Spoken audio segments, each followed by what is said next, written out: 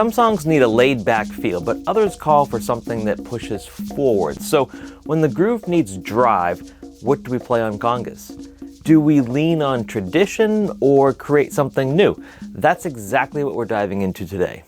I recently made a video about Lagier's conga patterns, so you can check it out over here. And his groove on Hollywood reminded me of the disco-style patterns on TSOP.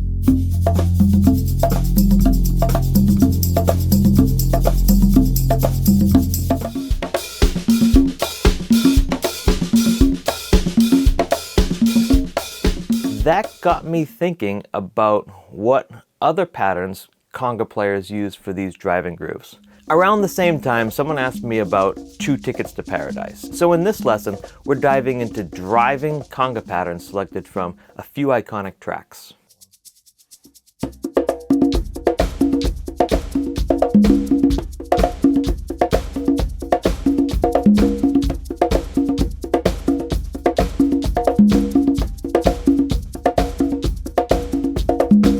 Two Tickets to Paradise is a rock song, so the guitars and mix make it hard to hear everything perfectly. I would love to play these rhythms exactly as they were performed before making them my own, but we don't always have that luxury. In this case, I came up with what I think makes the most sense for what I'm hearing. If you're hearing something different, let's talk about it in the comments.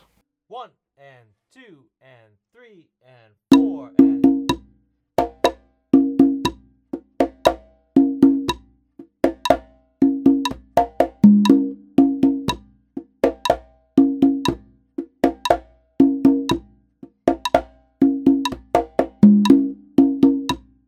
This song has that a caballo galloping on a horse kind of feel to it.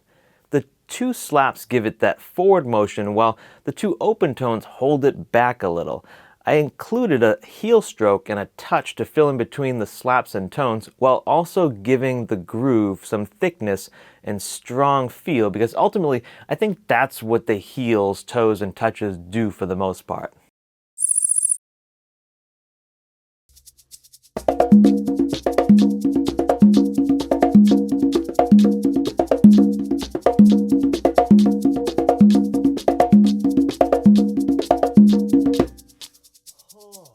The fill or variation, however you want to think about it, is really fast and sounds cool. It was the part of the pattern that made me rewind several times to hear it again. It sounds really good in the guitar solo because the conga drummer is interacting with the soloist.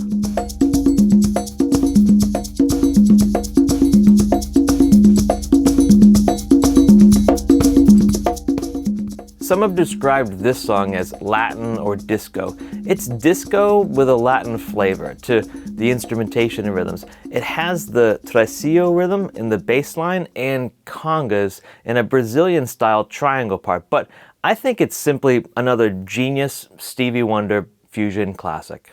1 and 2 and 3 and 4 and...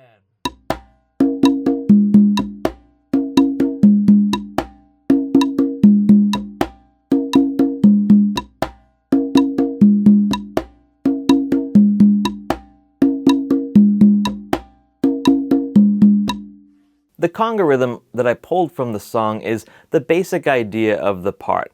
There are a few subtle variations, but I figured that starting with the core groove makes the most sense. As you jam, those variations naturally emerge.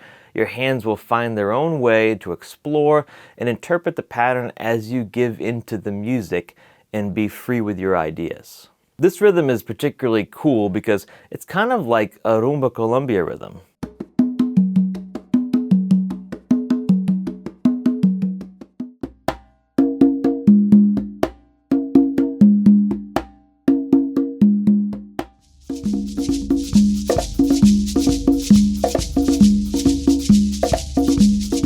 So I'm back to that question of whether or not the pattern should be a traditional rhythm or an invention of your own or another popular style from pop rock or funk music. In this case, it's inspiring me somewhere in between the traditional and a fusion invention. 1 and 2 and 3 and 4.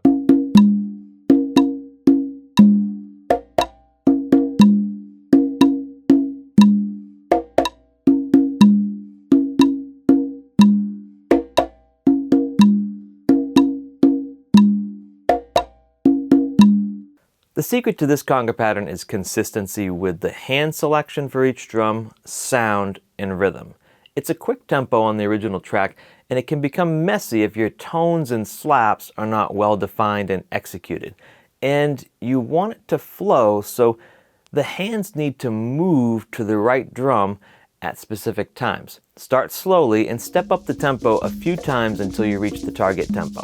If you like this video and you want to watch more, check out this one suggested to you by YouTube. And if you want more from Rhythm Notes, this link takes you to a page with links to sign up for my email list and Patreon, where you can access my full lesson PDF library.